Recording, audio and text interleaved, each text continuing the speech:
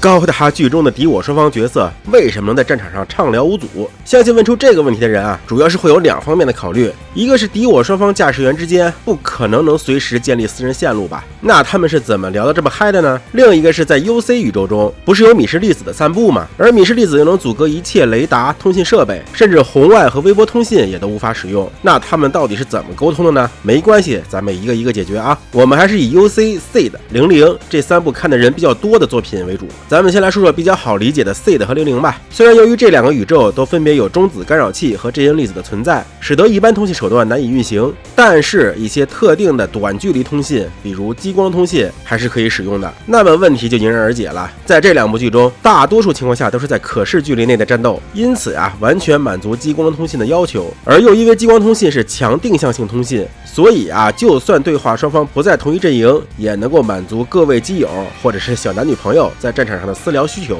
不过问题也就来了，战场上两边人能随时私聊，这也太容易通敌了吧？这个只能说在战争中，当你手下想通敌的时候，你除非给他给毙了，不然你是拦都拦不住的。就算是现实中也是如此，这并不是科幻机甲作品中才会出现的硬伤。当然了，这两部作品中也是有公共频道的存在，都是用于人道救援使用的。原理呢，我还真没找到，可能是范围有限的多角度光通信，这玩意儿用的比较多的，那就是桑岛法子了。在扮演巴基露露拿拉克斯当人质时，以及扮演夫雷玩宇宙漂流时都使用过。另外呢，拉克斯对克鲁泽那段对话，也有可能是故意使用了公共频道，至少是对内频道，也是达到一人说话多人接听的效果。而且 C 的后期也出现了以幻象粒子为媒介的通信，00后期呢也有脑量子波通信，可以说是方法总比柯南多了。但 UC 就比较特殊了，由于制作年代的跨度都很大，严格的时候对内的交流都需要用信号灯，宽松的时候在宇宙中距离相对较远的情况下都能够随意对内通信。设定集呢也是一套一套各说各的，有说主要屏蔽像电波这样的远距离通信手段的，有说连红外通信、微波通信这些都能屏蔽的，有说近距离可以无线电通信的，有说高浓度下近距离也需要物理接触的。资料查下来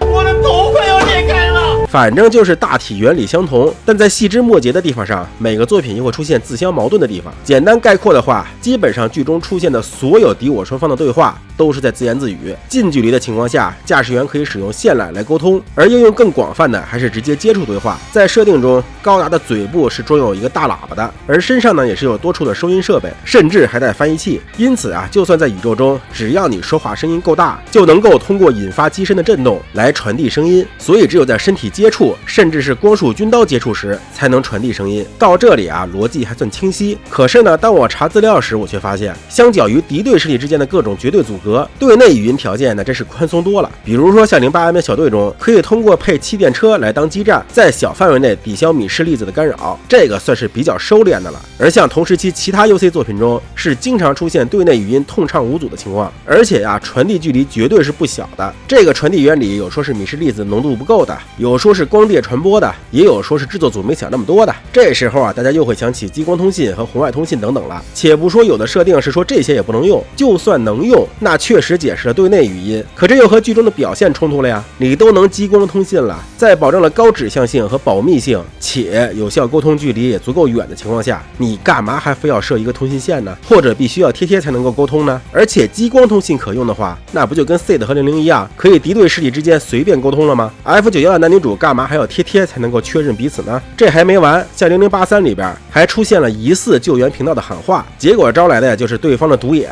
那么在战场上的救援频道又是怎么建立？通信媒介又是什么呢？而最牛的是，虽然没有能够找到一并解决上述所有问题的统一设定，但 NT 之间是怎么聊天的，设定里却是写的明明白白的，那就是米氏粒子通信。除了常见的 NT 聊天室，包括巴纳吉和莉莉少尉的这个宫廷聊天，其实呢也是 NT 之间的米氏粒子通信。它不但有设定资料，甚至还有图解，我真的哭死。制作组总能在这些莫名其妙的地方体现匠人精神。总之千言万语汇成一句话。